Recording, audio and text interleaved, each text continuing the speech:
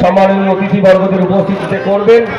সঙ্গে শুভ শিলান্যাস হচ্ছে হাজারদুয়ারি বিশ্ববিদ্যালয়।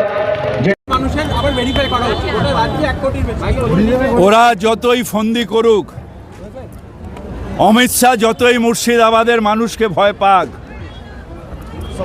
যতই ওরা আমাদের বাঙালির ভোটার কাটুক, বাংলাকে কাটতে পারবে না।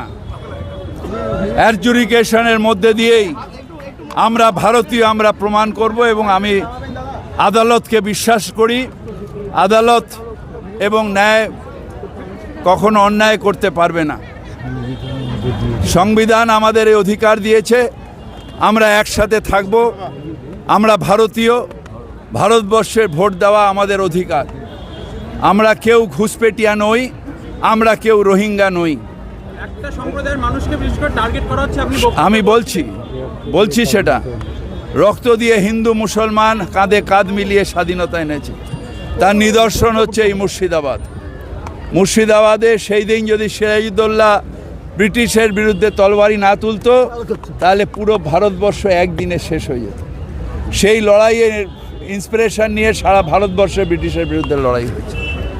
তাই আমাদের বাদ দিতে পারবে না। আমরা বিশ্বাস রাখি যিনি বাংলার মানুষের জন্য দৌড়ে সুপ্রিম কোর্টে গেছেন, সেখানে গিয়ে বক্তব্য রেখেছেন এবং দরকার হলে আরও প্রতিবাদ হবে, কিন্তু জেনুইন ভারতবর্ষের ভোটারকে বাদ দিতে দিচ্ছি না, বাদ দিতে দেব না। ভোটের অনেক আগে থেকে কেন্দ্রীয় বাহিনী লুটপাট শুরু করে দিল, কি বলবো? এরা করুক, এরা যা ইচ্ছে তাই করুক। ভোট দেবে মানুষ। ওরা ভাবে ইডি, সিবিআই, কেন্দ্রীয় বাহিনী, সেন্ট্রাল এজেন্সি দিয়ে ভয় দেখাবো, ডর দেখাবো। ডর দাড়িয়ালা পেতে পারে, মোটা ভাই পেতে পারে, ডর বাঙালি পায় না। বাঙালি মাথা তুলে দাঁড়িয়ে লড়াই করে এসেছে স্বাধীনতার সংগ্রামের জন্যে।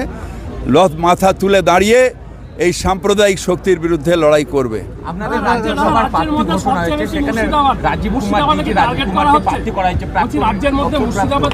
বিভিন্ন জায়গায় আমাদের টার্গেট করা হচ্ছে, বাঙালিকে কাটার অভিসন্ধি হচ্ছে, কিন্তু বাঙালি মাথা নত করতে জানে না।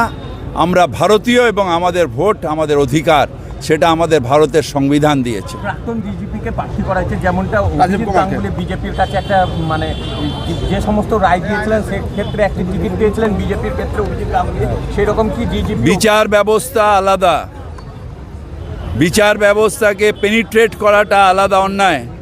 আর অনেক অফিসার এর আগে বিজেপিতেও রিটায়ারমেন্টের পরে অনেক অফিসার বিজেপিরও প্রার্থী হয়েছে, বিজেপির মন্ত্রীও এখনও আছে। সুতরাং আপনি শুধু রাজীব কুমারকে টার্গেট করবেন না। একটা মানুষ স্বাধীনভাবে তার দায়িত্ব পালন করে শেষ হয়ে গেল যখন, তারপরে সে যে কোনো দল করতে পারে, যে কোনো আদর্শে বিশ্বাস করতে পারে।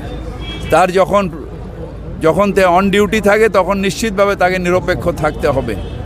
কিন্তু কেউ বিচারপতি আজকে রেজিগনেশন দিয়ে এসে আমি একটা দলের ক্যান্ডিডেট হলাম, এটা হচ্ছে অন্যায়, এটা হচ্ছে পাপ। দাদা, মুর্শিদাবাদ মালদাতে